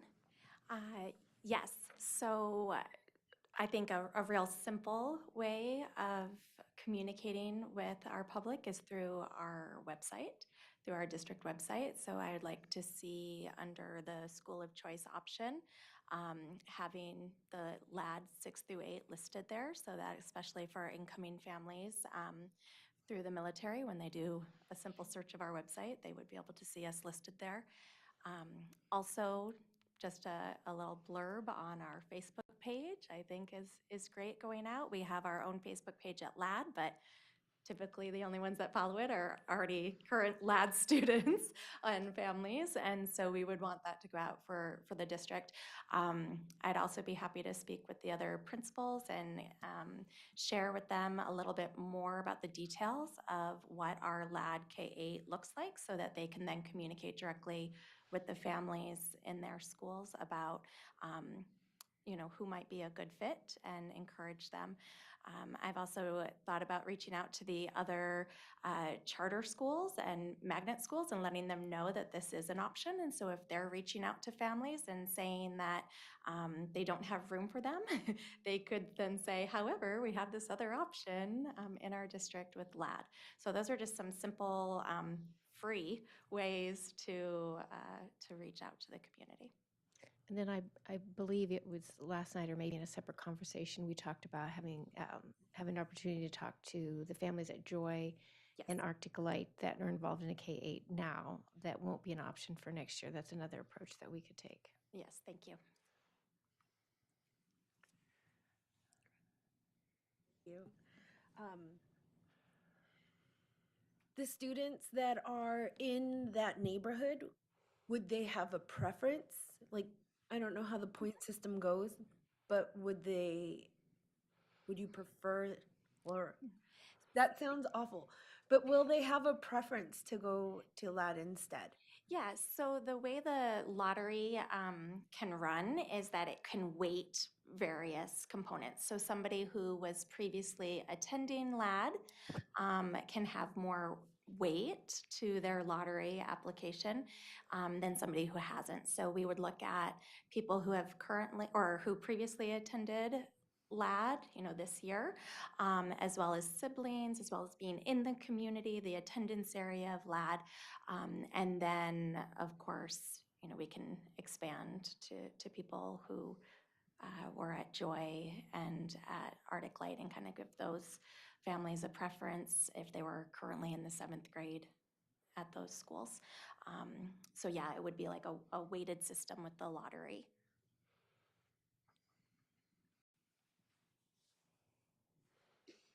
Mr. Doran?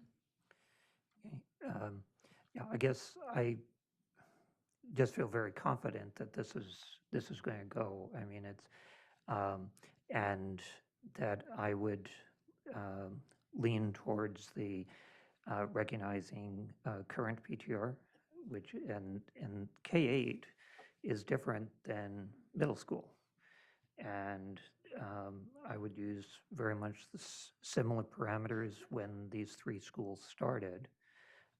They worked. We were able to support them at not great cost. Certainly as any situation, if at a grade level it's a real bust, you only have a half dozen students or something, that's going to come into a factor, because also at middle school you want to have a you want to have enough students to have some vibrant conversations, et cetera. The other thing that I would keep in mind is that middle school has 6 teachers to teach the groups of kids. That's very different than 1 teacher to teach class. So I would hope that we don't nickel and dime the PTR.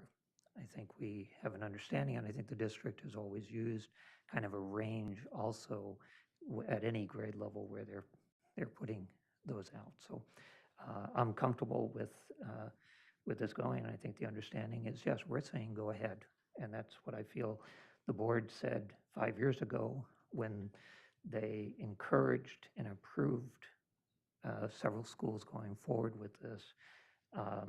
And I think it's an appropriate action for us to continue that same intent. I might say, I was sitting in the audience at that time when the board made the decision, and I was skeptical. I'm not sure that I would have voted to say yes because of ramifications for middle schools, et cetera, like that. But it's sometimes nice to say, yes, it's good to eat your own hat once in a while, because I've gone to the 3 schools. I've seen them in action. I've seen the effort by staff, the work by students, the impact that it's had on each of those, talking to the teachers involved and that it's really what it's doing for the school is more of a 4-8 rather than just an isolated group. And that has been truly impressive, and I think we owe it, especially since 2 of our programs are being are going away to keep at least the one that has been, that really is ready to keep moving forward with it. And so I am fully in support.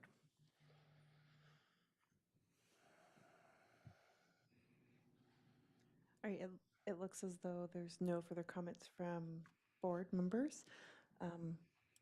Mrs. Tuttle, can you go ahead and read the amended motion that we will be voting on and what a yes and a no would mean? Okay, it was amended to strike the language while ensuring current PTR is reached by April 15th, 2022. So the motion would then read, move to approve maintaining LAD as a K-8 school. So if a board member votes yes on the amendment, then it strikes the language regarding ensuring the PTR, and that will leave then the vote to go on the amended motion without that language. A no vote would not be in support of removing that language. Thank you. We are ready for the vote. Colonel Williamson? Yes. Thank you. Colonel Surrey? Yes. Thank you. Mr. Rhodes? Yes. Thank you. Mrs. Sanderson? Yes. Thank you. Mrs. Smith? Yes. Thank you. Mr. Sampson? Yes. Thank you. Mrs. Matheson? Yes. Thank you. Mr. Dorn? Yes. Thank you. Mrs. Luke? Yes. Thank you. Amendment carried. Perfect. So now the motion on the floor is to move to approve maintaining LAD as a K through 8 school. Mr. Dorn, would you like to speak to that? Just briefly, because I think I said most of the stuff, but I do really want to say a big thank you to the LAD staff for all the planning and the work that has gone into this. And I know tweaking it each year to you learn something and do something better. And the testimony we've received, including from students, was truly impressive on this. So we know there's broad support for this. I think it also is important in relieving some of the pressure on our limited middle school seating space above what our projections are. It is small, and I think this is an important complement then not only as options for families, but also as a nice complement to the middle schools. So I fully support the motion as amended.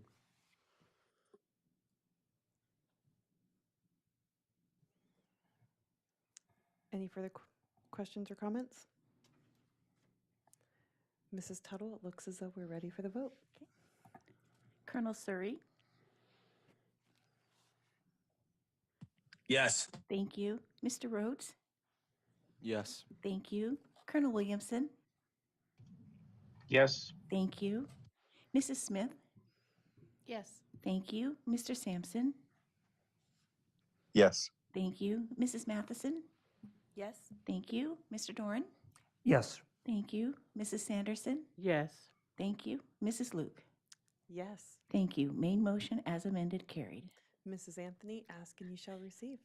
Thank you.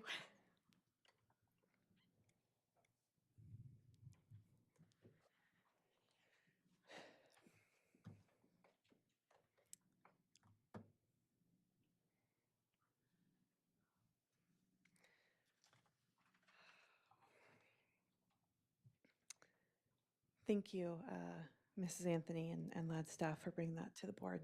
We appreciate that. Next item of business is FNSBSD reduction in force plan adoption. Goal and objective, workforce and organizational excellence. Create an environment that supports the strengths and needs of staff so they can create a safe climate where students thrive. Chief School Administrator Karen Moline presented the district's reduction in force plan at the school board's February 15th, 2022 regular meeting, where input from the board and public was solicited. The plan is now before the board for adoption. There were no changes to the plan since the report to the board. Can I get a motion?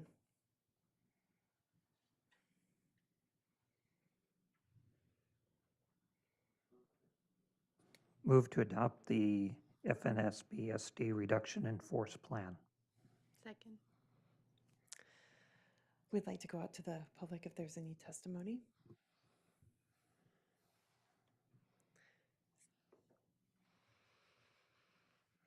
If you will state your name, spell your last name, give us your area of residence, and you will have 2 minutes to testify. Nikki Eisman, Nickyeisman, Fairbanks. I know I'm not supposed to ask a question, so I don't know how to make it not a question, but I'm curious about where the elementary instrumental music teachers fit into this budget. I don't know how to make that. I know, I'm not supposed to ask a question, but see if you can do anything with that. If we can get that information or just see what that looks like, what you're talking about. Thank you. Thank you for your question.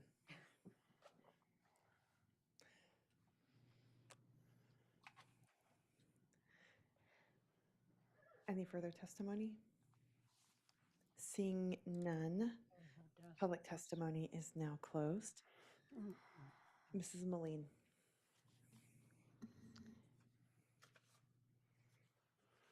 As was said in the comments earlier, there hasn't been any change made to the report that was given. So just to reiterate that this reduction in force plan may or may not go into effect, but we have to have one in place in case we get to the point that we need to implement it. So there's no guarantee, that there will or there won't be this reduction in force plan put into play, but we just need to have one in place. So that's what we're looking at now. And like I said, there's no changes to what was presented at the last board meeting. Ms. Smith. Thank you. Ms. Moline, so would it be correct to say that this is just a legally required document as part of our contracts and that there's no actual exact positions named in this document? That's correct. And this is the way that we follow our negotiated contracts with our 3 unions going forward. And state statute. And state statute. Okay. Mr. Doran? I'm in support of this because we have to do it. We have to have it in place. But I do want to just say that as several comments tonight and other nights have echoed, and I think we've advocated, is that we hope this would not have to ever be put into place, carried out, implemented. And that's going to take an investment in public education. Our state has steadily declined in its support of public education. There are some bills being considered now that would raise the base student allocation and give some protection over multiple years, which basically would just cover inflation, which is simply a status quo. As it is now, we keep losing ground. And it is really important that we continue to advocate that our state and our borough, our community, invest in the children of our community and of our state. And that, in a sense, this is one of those clear signs that we have not kept up in our state.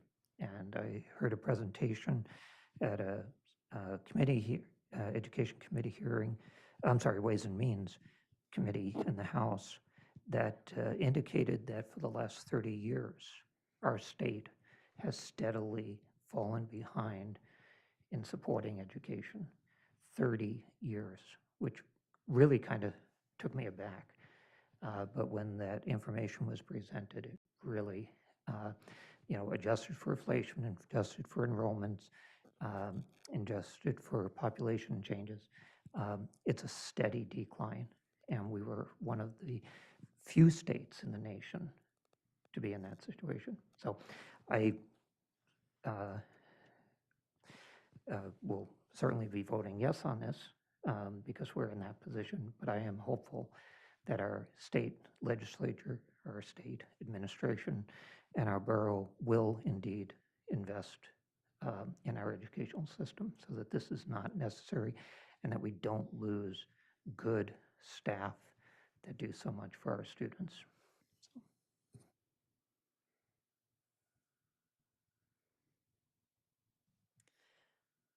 Mrs. Tuttle, it seems as though we don't have any other comments or questions from the board. We're ready for the vote. Mr. Rhodes? Yes. Thank you. Colonel Williamson? Yes. Thank you. Colonel Surrey? Yes. Thank you. Mr. Doran? Yes. Thank you. Mrs. Sanderson? Yes. Thank you. Mrs. Smith? Yes. Thank you. Mr. Sampson? Yes. Thank you. Mrs. Matheson? Yes. Thank you. And Mrs. Luke? Yes. Thank you. Motion carried. Thank you. Last item, our board and superintendent comments in closing. I'll start online. Mr. Sampson? Do you have any? No further comment. Thank you. Thank you. Colonel Williamson? Nothing further, thank you. Colonel Surrey? Nothing further. Thanks so much. Mr. Doran? Thank you, President Luke. I've got a couple of comments. One, I wanted to give a shout out to our schools. It is such a pleasure to visit schools. I'm continuing working through a visit to each of our schools, but to see what students are doing when they explain what they're working on, when I see and hear some of their presentations, seeing what teachers are doing, whether it be quiet conversations with one or a small group of students or with the whole class, what the principals are setting up in terms of the environment in their buildings, what you can see in terms of the families, their contributions and their support. I just want to say a big thank you to everyone out there for all their efforts and recognizing how they've adjusted throughout this year to who has come into their room, into their building, and what they need. Secondly, the policy committee met last week, and so we're continuing forward on that. Our next meeting is April 11th, and I can just say that it's a great group of people, great exchange of ideas, good input, and so as policies will continue to go through the committee and as they come from administration and then onto the board, it's just a neat group to work with. I wanted to recognize them. I still remain concerned about our middle school numbers, that we're starting near capacity, near the 100%. Based on projections for next year, if we stay under that 100% for next year, that's great. But we may need to relook at that the following year or the years ahead. We hope to continue to grow. And I really think that the step we took tonight with maintaining K-8 at LAD is very important, and being a little bit relieving the pressure on the middle school capacity, and that maybe we might be looking at additional K-8 or even K-6 options as we go forward, and not necessarily rule them out next year or the year after, where we need. We'll keep watching that.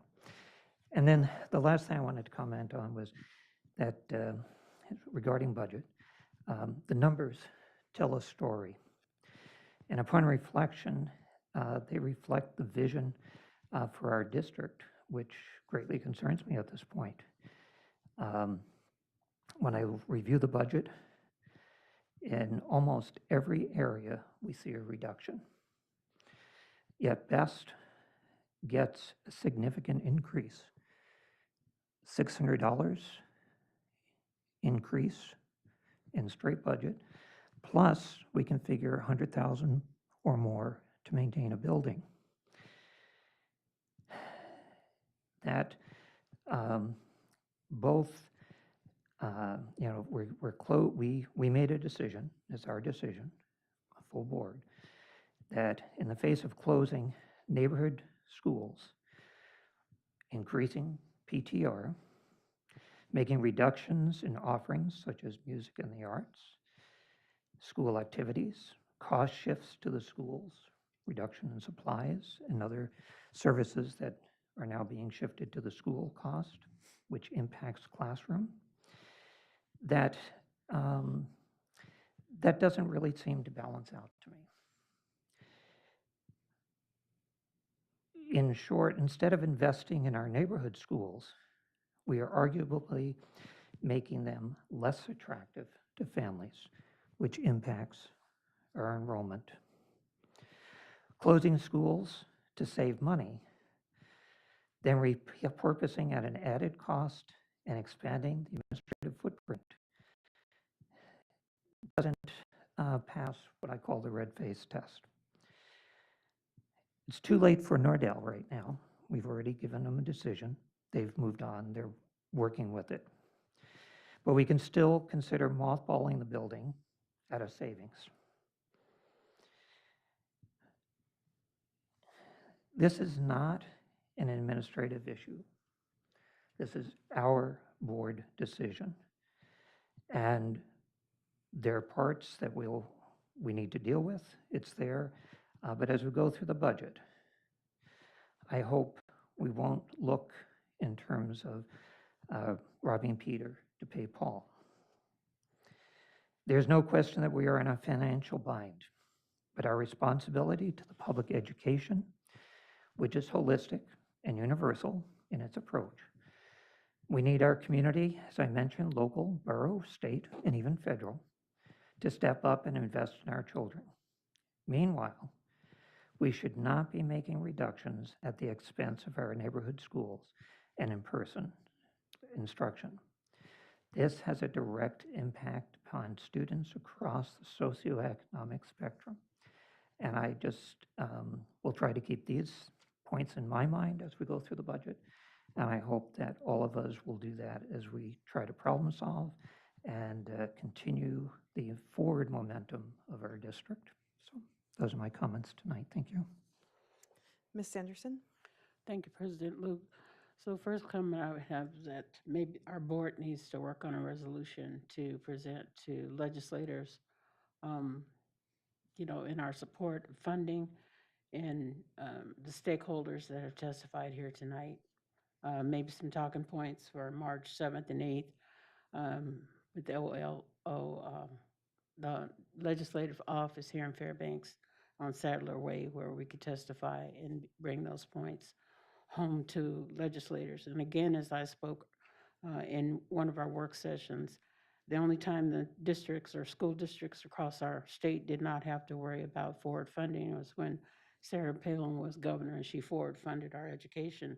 So the districts knew what their budgets would be. And so I think as we have had ample testimony between stakeholders, parents, staff, and even our administration, has talked about we have to advocate from a different point of view.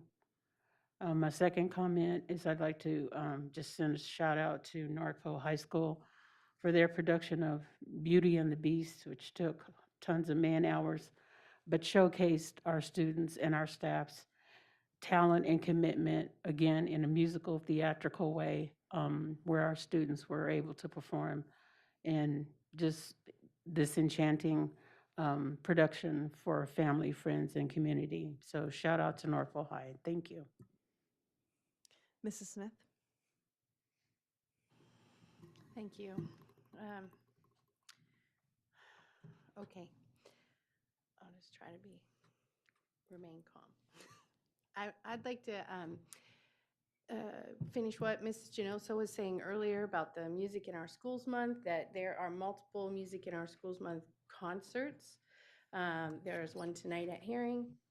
There's another one on the 3rd, also at Herring. That's the Joint Orchestra concert at 7 p.m., the North Pole Area Choir Concert on March 7th at the North Pole High School at 7 p.m., the joint band concert for the Fairbanks area at Herring on March 8th at 7 p.m., and the North Pole Area Orchestra Concert on March 9th at 7 p.m., and the North Pole Area Joint Band Concert on March 10th at 7 p.m. in North Pole. So there's ample opportunities for people to come out and see what music in our schools looks like. And there's multiple grade levels that participate in those concerts. So it's not just a high school concert. You can see where the other elementary and middle school musicians are at also. And then I wanted to also congratulate the North Pole High School rifle team, which I'm sure everyone in town saw on the front page of the newspaper yesterday, that they, one of their members won first place, and overall their team was very successful in the national championship, and that's something to really be proud of. Again, happening at North Pole. And then I wanted to just speak about the vision, and that I'm personally pretty happy about the vision that our district is putting forward right now. And I lost my page because I switched over here to look at something else. I can see in our mission statement that we ask that our students will succeed and contribute to a diverse and changing society. And in order for our students to have a contribution to a diverse and changing society, we have to be a diverse and changing education system. And I really see that we're following our plan and our vision that's in our mission statement. And our vision statement says, what does success look like? And it says that students will achieve academic and life success through personalized learning processes. And anyone can go and read our strategic plan, but I read every word on here, and it did not say anywhere that our vision for success for students was to be attained inside of a building, or that there was a limit to what we were ready to support and offer families in our school district. And that every student who lives within our boundaries, we are responsible for their education in the way that their family feels is best for them. Thank you. Ms. Matheson? Thank you. As of right now, I cannot approve, or I will not be voting to approve the proposed budget. Due to last year, I did feel let down by the borough and the fact that we compromised our music and the arts to only benefit our 5th and 6th graders. Knowing that what we know about the importance and benefits of music and art in schools, I can't approve this at this time. Music is a universal language with so much emphasis on standardized tests, math and writing.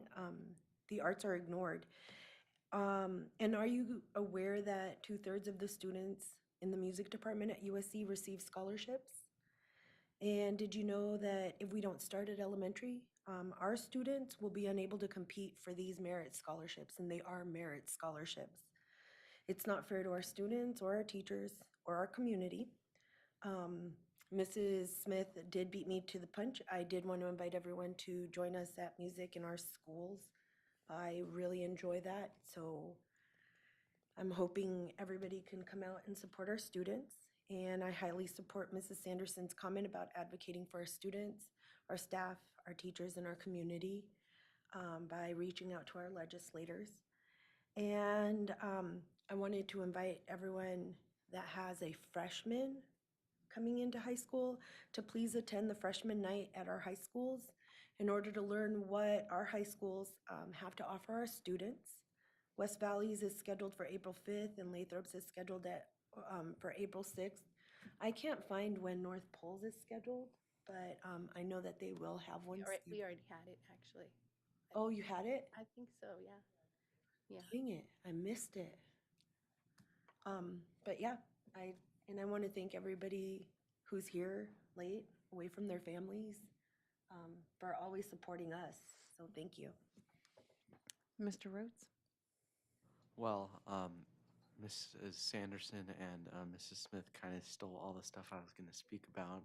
So I would just like to say one thing Mrs. Sanderson neglected to mention was that it was a full house every night, and it was a struggle to find 2 seats where you could sit. So those that did not attend missed out. And so I would just like to commemorate North Poland doing that, because in the past I've heard we've lost money before. So this time we didn't, which was good, you know. Mrs. Moline? Thank you.